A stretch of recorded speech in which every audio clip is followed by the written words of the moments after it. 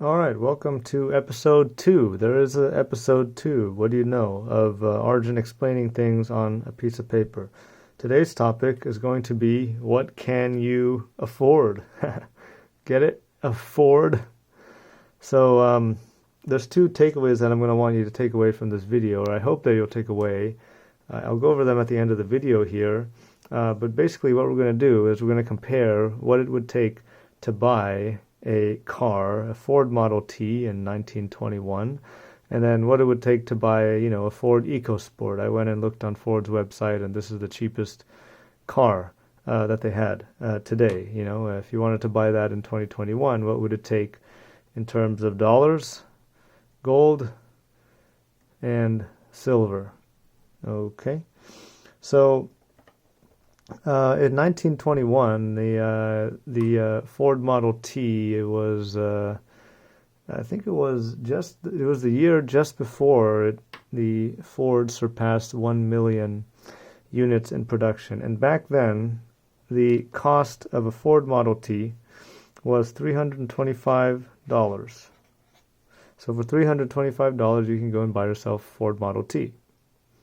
Okay, now the price of gold back then, right, was $20.58 dollars per ounce. So if you wanted to buy the Ford Model T in gold, the amount of gold you would need is 15.8 ounces. Okay, and back then, the amount of silver that you could get for 1 ounce of gold was 32 ounces and 76, or 32.76 ounces. So if you wanted to buy the Ford Model T with silver, it would take you 518 ounces. All right? So that's what it would take to buy the cheapest and, probably the only available car at that time, the Ford Model T. Actually, there might have been some other cars available. I don't know. I wasn't alive back then.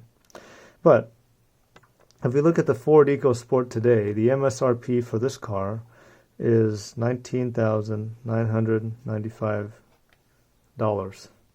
Okay, so that's what you would have to pay today. You could go in there and negotiate a little bit, but that's what they suggest that you pay. Today, the price of gold is $1,741 per ounce. So if you wanted to buy the Ford EcoSport with gold today, you would pay 11.5 ounces. All right. And if you wanted to buy this car in silver, the price of silver right now is $26.77 per ounce per oz. You would have to pay 474 ounces of silver in order to buy the Ford EcoSport.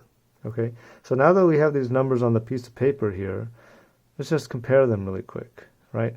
Let's imagine that you went and you took $325 in 1921 and you said, you know what, I'm just going to keep it. Okay, keep it in my mattress or put it in my savings account where, it gets 1% or whatever. And you just keep it basically in the form of cash. You don't exchange it for anything, but you just keep it in dollars, right? Could you then buy the Ford EcoSport with that money that you kept? Obviously not, right? You're not going to have enough money to buy the Ford EcoSport. In fact, the buying power, the loss of buying power that you've had is 98%. That's a massive loss in buying power. I mean, you could probably buy a Ford that's for parts. You couldn't really buy a working car for $325 even today, right, if you kept that money. But what if you decided, well, I'm going to just keep this gold. I'm going to, exchange my dollars for gold back here, and then just kept the gold. Would you be able to buy the Ford EcoSport for gold? Yes, you would be able to. The gold has retained its purchasing power. And in fact, it's even gone up. You can, you can buy more car for the gold that you kept. You could buy something more fancy. Maybe you could buy the Ford Next Level Up. I don't know what the Next Level Up is, whatever that is, right? But the point being is that you can buy a car for the gold that you could buy. You could use gold to buy a car in any of these situations, right? 1921 or 100 years later today. Now, what about with silver? Well, can you buy this car with silver? Well, no, not really, right? You need 747 ounces of silver here. Back here, you only needed 518 ounces of silver. But it's not as big a drop as the dollars, right? And we only lost 30%, 31% of our buying power with silver. But, we could take the silver and go buy a cheaper car. We could find something cheaper. We could buy a car for this amount of silver, right? We could buy a used car. We could buy a working car. With the dollars, could you buy a working car even? I doubt it. But with silver, you could go take that silver and buy yourself a working car. So the silver has retained its value way better than the dollar has, right? The dollar lost so much of its purchasing power in 100 years. It's almost worth nothing. Gold has retained its purchasing power. Silver has also retained its purchasing power. So there's two things, right? Remember, the two things that I want to take you, that I hope you take away from this video are two things. One, you should buy real assets. When you get paid from your work, when you get your paycheck in dollars, it comes into your checking account, basically what you should do is, as soon as you can, if you're in a position to do so, of course. I mean, don't do this if you're not going to be able to pay rent next month if you do this. But take that fake money and convert it into something real, something that's going to hold its value. Because your dollars are a terrible investment. Look at this. Would you invest in the dollar? Would you? It hasn't retained anything. It hasn't retained any value. It's been inflated away, hacked away by money printing and all kinds of pulling the levers of monetary policy. Wow, we're going to do some magic here, save the economy a couple times, and oh my God, coronavirus. Oh, we're going to get tagged by the algorithm now because I said that word. Gold. Would you have invested in gold back then? I mean, it's you could still buy a car, and same with silver. You could still buy a car. So you want to buy real assets. I mean, things that have intrinsic value. This dollar thing has really no intrinsic value. The second takeaway that I hope you take away from this is that the fiat dollar is doomed. Is doomed, right? As more and more people realize what the heck is going on here.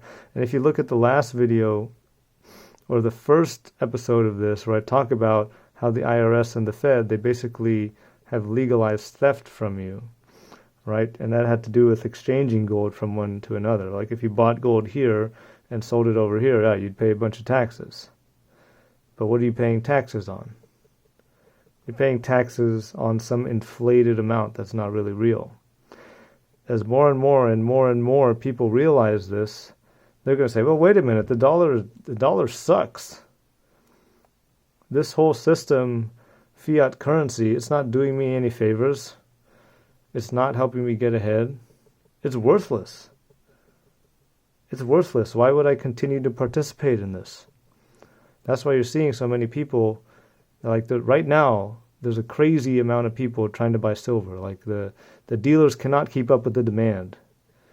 There's a lot of people trying to buy gold. Like dealers are saying, well, we can't keep up with the demand right now. Crypto is, going crazy as well. People are saying, well, if crypto, some people think crypto is just as bad as fiat money, and in a way it could be, but the difference is that it's not controlled by any central entity, such as this. This is a completely controlled reduction in buying power. Somebody caused this on purpose. With crypto, it's not really the same thing, right? So people are leaving the system. And as more and more people leave the system, people are leaving the system because their confidence in the fiat dollar is going to zero. And as the confidence of the fiat dollar goes to zero, so does its value. Thanks for watching, guys. I hope you enjoyed this episode 2. I'll see you next time, maybe. Maybe this is going to be the last episode. Maybe it's not. We'll see what happens. But thanks for watching.